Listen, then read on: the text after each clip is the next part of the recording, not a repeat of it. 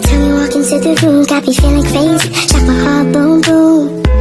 Any other boy would stare, but me I look away, cause you're making me scared. Trying not to breathe, 1, 2, 3. Assalamualaikum warahmatullahi wabarakatuh. Dengan mengucap puja dan puji syukur atas kehadiran Allah Subhanahu wa taala yang telah memberikan kita nikmat kesehatan dan kesempatan sehingga saya di sini dapat memaparkan materi yang akan saya bawakan.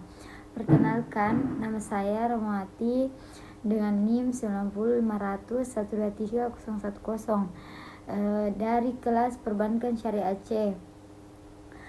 Baik, adapun materi yang saya bawakan kali ini yaitu konsep dan teori uang dalam perspektif Islam. Adapun poin yang pertama yaitu pengertian dan sejarah uang.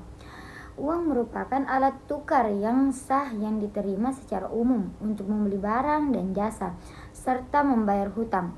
Uang juga berfungsi sebagai satuan hitung dan penyimpan nilai. Uang adalah alat ukur atau standar pengukur nilai yang sah yang dikeluarkan oleh pemerintah suatu negara berupa kertas, emas, perak, atau logam lainnya yang dicetak dengan bentuk dan gambar tertentu. Pada peradaban awal, manusia memenuhi kebutuhannya secara mandiri. Mereka memperoleh makanan dari berburu atau makanan berbagai buah-buahan karena jenis kebutuhannya masih sederhana. Mereka belum membutuhkan orang lain. Masing-masing individu memenuhi kebutuhan makanannya secara mandiri. Ketika jumlah manusia semakin bertambah dan peradabannya semakin maju, kegiatan dan interaksi antara sesama manusia pun meningkat tajam. Jumlah dan jenis kebutuhan manusia juga semakin beragam. Ketika itulah masing-masing individu mulai tidak mampu memenuhi kebutuhannya sendiri.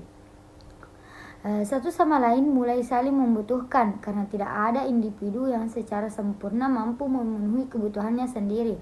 Sejak saat itulah manusia mulai mempergunakan berbagai cara dan alat untuk melangsungkan pertukaran barang dalam rangka memenuhi kebutuhan mereka. Namun, semakin beragam dan kompleks kebutuhan manusia, semakin sulit menciptakan situasi double conjugate of wants ini.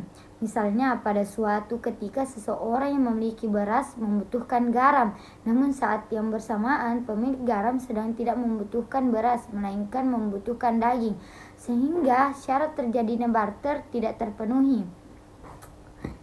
Dalam keadaan demikian tentu akan mempersulit hubungan antar manusia. Itulah sebabnya diperlukan suatu alat tukar yang dapat diterima oleh semua pihak. Alat tukar demikian kemudian disebut dengan uang. Pertama kali uang dikenal dalam peradaban Sumeria dan Babilonia. Baik, adapun materi yang kedua yaitu kriteria dan fungsi uang. Menurut Mankey, uang memiliki 3 tujuan. Yang pertama sebagai penyimpan nilai, yang kedua unit hitung, dan yang ketiga media pertukaran. Yang pertama sebagai penyimpan nilai, uang adalah cara mengubah daya beli dari masa kini ke masa depan. Yang kedua sebagai unit hitung, unit of account, uang memberikan ukuran di mana harga yang ditetapkan dan hutang dicatat. Yang ketiga sebagai media pertukaran, medium of change, uang adalah apa yang kita gunakan untuk membeli barang dan jasa.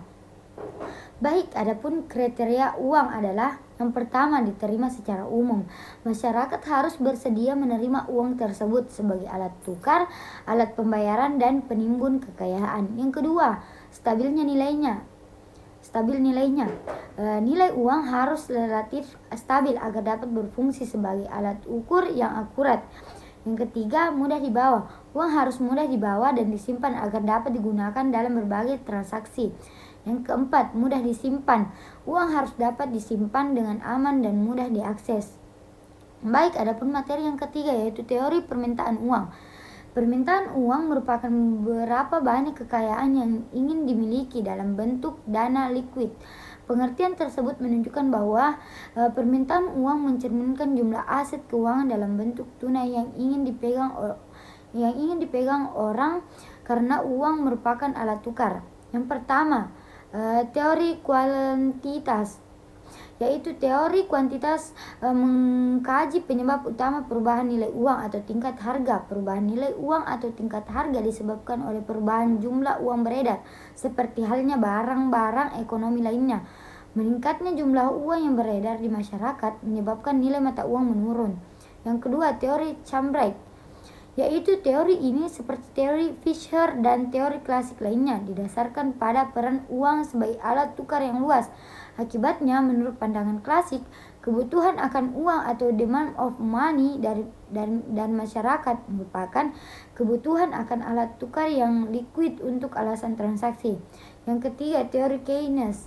Meskipun teori uang Keynes dapat dianggap dikembangkan dari teori Cambright, Keynes mengemukakan sesuatu yang berbeda dari teori moneter tradisi klasik. Pada intinya, perbedaan tersebut didasarkan pada penekanan pada penggunaan uang lainnya, yaitu sebagai star of value dan bukan hanya sekedar means of change. Teori ini dikenal dengan nama teori pervasive likuiditas atau liquid preference. Sekian dari saya, kurang lebihnya mohon dimaafkan. Wabillahi taufiq wal hidayah. Wassalamualaikum warahmatullahi wabarakatuh.